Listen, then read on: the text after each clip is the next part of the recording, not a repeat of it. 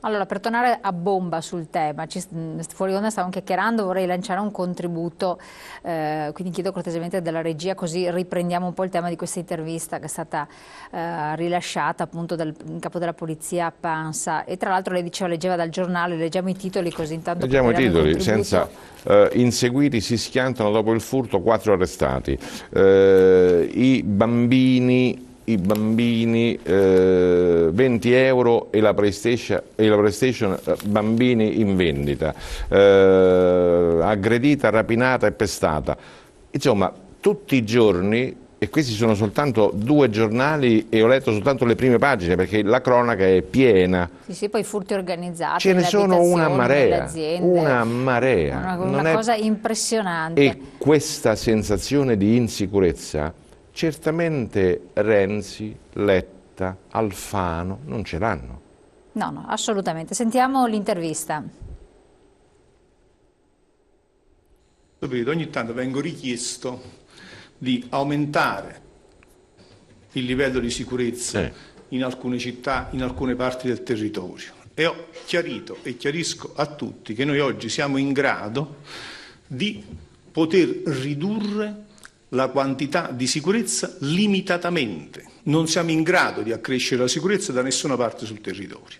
Siamo in grado di ridurla un po' in meno o un po' in più, perché non è pensabile che con 15.000 poliziotti in meno, altrettanti carabinieri e migliaia di finanzieri in meno, con una riduzione di risorse, noi possiamo offrire lo stesso servizio di sicurezza che offriamo al cittadino che offrivamo qualche anno fa. Quindi è pacifico che in questo momento noi diamo un servizio sicurezza inferiore al passato e che questo servizio di sicurezza cerchiamo, attraverso meccanismi di ottimizzazione delle risorse, di efficientamento della macchina organizzativa, per renderlo meno basso, ma comunque è meno. Il segno comunque è meno. Detto questo, è evidente che il tentativo di sfruttare al meglio le risorse inferiori richiede un ripensamento del sistema e un riequilibrio del sistema affinché le risorse messe in campo possano essere utilizzate al meglio. Ed è evidente che il tema dell'autorità di pubblica sicurezza, a chi spetta la responsabilità, non la competenza, la responsabilità, chi ne risponde. Il concetto è sempre questo: se vanno male le cose, chi ne risponde? Ne risponde il Ministro dell'Interno, il Capo della Polizia, il Prefetto, il Questore. Il meccanismo è chiarissimo, non c'è dubbio che sia questo ed è giusto che sia così. Chiaro il discorso. Allora, avere a che fare con situazioni che lei ha estrapolato dai giornali di oggi, dal Corriere, dalla Tribuna, poi non apriamo il mattino il Gazzettino, che poi riportano parzialmente in Thailandia identificazione persone con scansione della retina. Esatto, sì. Ma infatti, vabbè, in altri paesi c'è molta attenzione a queste cose, ma in Thailandia hanno fatto anche delle azioni di invasione diciamo, quel che chiamavano del Parlamento, delle palazzi del governo, per destituire. In Thailandia danno 20 anni a chi spaccia droga, e lo buttano nella carcere. No, ma sono molto tranquilli i thailandesi, ma anche molto reattivi, abbiamo visto in questi giorni. No, stavo dicendo appunto, quindi consapevolezza che ci sono meno forze dell'ordine disponibili. Allora, come dice il capo della polizia, bisogna che siano riorganizzate. Ma se chi è a capo di questi sistemi è sempre la stessa persona, cioè come fa a riorganizzare e rendere efficiente una situazione? Spieghiamo quanto ha detto il capo dello Stato. Pansa per fortuna si esprime chiaramente ed è intellegibile a tutti, ma se lo volessimo ancora rendere più chiaro, ha detto: ragazzi, non c'è più una lira, per cui è inutile che mi venite a chiedere maggior sicurezza. Ne avrete di meno, punto. Però bisogna che questo meno sia riorganizzato sul territorio, questo è stato anche chiaro. Allora, io prima di riorganizzare il meno che abbiamo, vorrei capire se non ci sono soldi per la sicurezza e per esempio i disabili o per i pronto soccorsi, e però ci sono ancora soldi da spendere, centinaia e centinaia di milioni di euro, miliardi, per mangiare aragosta, champagne, per fatturare stesse cose nello stesso momento, una volta a Roma, una volta a Palermo, o una volta a Torino, una volta a New York. Allora, com'è credibile chi politicamente fa questi discorsi quando tutti sappiamo che vive comodamente nell'agio a spese nostre e poi con i nostri soldi però non ci dà sicurezza? Assolutamente. Un altro messaggio che è arrivato parlava, effettivamente non abbiamo citato, dei vigili del fuoco. I vigili del fuoco. Un vigile del fuoco in Padova che diceva che non hanno neanche i mezzi per intervenire, non hanno le persone, non hanno gli strumenti. E qui parliamo di sicurezza. Noi parliamo sempre di sicurezza.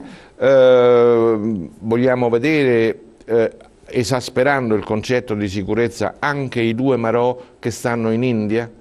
Loro facevano servizio di sicurezza sulle navi mercantili italiane. Non è un problema, diciamo, territoriale, ma era un problema... Ma lì entriamo in dinamiche che non sono molto chiare, perché non sono effettivamente chiarissime. Vorrei arrivare al punto però che, paradossalmente, se il circuito della droga fa introiti per circa 100-120 miliardi l'anno solo in Italia. Se il circuito della prostituzione ne fa circa 60-70 di miliardi l'anno, è stato calcolato, secondo me approssimato per difetto, che circa 7 milioni e mezzo di italiani va a prostitute, e non è poco. La corruzione sta sui 140-150 miliardi l'anno, l'evasione fiscale è stratosferica. Scusate, lo sapete che chi traffica con gli uomini, gli esseri umani, dietro tutti i clandestini che arrivano c'è una organizzazione che fa centinaia di miliardi l'anno? Allora, con questi numeri, sia chiaro, questa gente compra di tutto. Ovviamente compra di tutto da chi si fa comprare, ma compra onorevoli, parlamentari, magistrati, poliziotti, carabinieri, compra di tutto. E questo è il guaio, perché il gioco d'azzardo, gli hanno fatto una multa di 60 miliardi, poi hanno detto, beh, vabbè, facciamo finta di niente, dacci 6 milioni. Come? 60 miliardi, 6 milioni. Se uno dei nostri telespettatori ha 60 euro di multa da Equitalia e non la paga più che subito, dopo 3 minuti gli diventano 600. Non è che gli diminuisce, va bene, fa niente, dammi 60 centesimi. L'esempio è quello che effettivamente o delinqui in modo grandioso, cioè commetti omicidi, cose così, e allora hai una pena che veramente è molto esigua. Per le piccole cose non di carattere penale c'è una sperequazione. C'è una sperequazione, ma è questo che dicevo, cioè la sicurezza è un anello della normale vita democratica. Allora, secondo lei, un po' per la provocazione che si sente fare molto in questo periodo, eccetera, c'è un allarme sicurezza nel nostro paese, come visto dall'estero? Perché l'Europa ci guarda con molta attenzione proprio per la deriva democratica che rischia il nostro paese, che dopo io credo che ne siano perfettamente consapevoli chi ci governa. Secondo me non è così, nel senso ci guardano non con attenzione. A parte tutti gli altri aspetti economici e politici, lasciamo stare. Ci guardano con sufficienza. Ci guardano con sufficienza.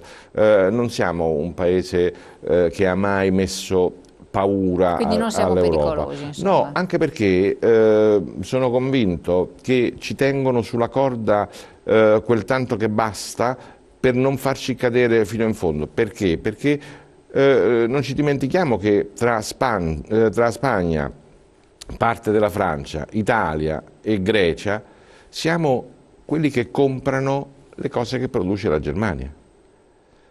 Se per caso dovessimo fare default, fallire completamente, poi la Germania le BMW se le mangia, le Mercedes... Ma ne consumiamo talmente poche adesso. Sì, voglio dire, adesso ho fatto dei nomi, ovviamente il mio è un discorso provocatorio e paradossale, però non hanno nessun interesse che noi si crolli oggi, Perché? Perché abbiamo nelle nostre case, nelle nostre banche, i soldi dei risparmi degli italiani, che sono ancora tanti. Ma allora forse ci faranno finire quando i nostri soldi saranno finiti. Ma allora che sicurezza, cioè il nostro problema sicurezza è solo legato a delinquenza? Sì. Le faccio un esempio che è un esempio territoriale e che è assolutamente chiaro. Martellago, provincia di Venezia, allarme sicurezza. Il sindaco è stato ricevuto in prefettura, hanno fatto il comitato per l'ordine e la sicurezza pubblica, il prefetto, come in altre occasioni ha fatto, ha mandato, ha dato ordine, i carabinieri l'hanno fatto, la polizia pure, adesso non stiamo a entrare nel merito, per una serie di giorni, per una settimana, 2 settimane, ci sono state 6 pattuglie notturne dei carabinieri. Guarda caso, nello stesso territorio in cui avvenivano 3 furti per notte, non ne hanno fatto manco uno. Allora. Ma come mai?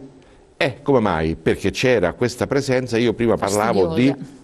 Cioè, questi carabinieri sono così fastidiosi che danno fastidio a quelli che vorrebbero tranquillamente rubare, ma perché non li levate questi carabinieri? Ma allora, facendo un altro esempio, esatto, lei ha preso un piccolo comune, dove la cosa è basta allargare la cosa. La città di Padova, per esempio, che non è una città sicura, perché sfido chiunque che gira a certe ore, anche purtroppo... Come tutte le grandi città diventate obtorto collo multietniche. No, ma infatti, attenzione. Però di fatto non è una città sicura. No. Giustamente, purtroppo dove ha sede la nostra televisione, la sera, apriti cielo, permettersi di lasciare fuori un autoveicolo perché fa una bruttissima fine.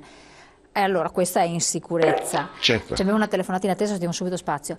E allora qua diceva, ma è possibile che in una città come Padova non si possa in qualche modo provvedere per far sì che i cittadini siano tranquilli? Le faccio la domanda ma non mi risponda perché abbiamo una telefonata. Pronto? Signora? Sì, buongiorno, scusi, da dove chiama? Da Mantova. Da Mantova, prego. Ecco. Ormai quando chiami la polizia o i carabinieri hanno sempre la scusa pronta per dire che sono impegnati su una cosa più grave e ti devi arrangiare da solo. Purtroppo questa è... Pronto? Caduta la linea. È caduta la linea. Chiedo al signor Di Mantova se ci segue anche in televisione, anzi, con la sentiamo. Che ha fatto, dica. Con i tagli, perché mi si è inceppato il telefono. Ok. Con i tagli che hanno fatto, grazie a quel genio di Monti o l'altro genio di Letta, hanno la benzina centellinata. E purtroppo, qui non funziona più niente. Insomma, parliamoci chiaro, lo Stato è fallito. Qui è inutile andare girarci intorno. Lo Stato è fallito. Qui siamo in una dittatura comunista, ma di quelle barbare, dove gente come me è lasciata allo sbando, non si è nemmeno tutelato. Io devo girare sempre con dei legni e dei coltelli perché io non mi sento sicuro. Ma anche a Mantova? Anche a Mantova? Ma sta scherzando? Ma guarda che lei proprio lasciare la macchina aperta il giorno dopo non trova più niente. Qui la gente non ha di che vivere dappertutto.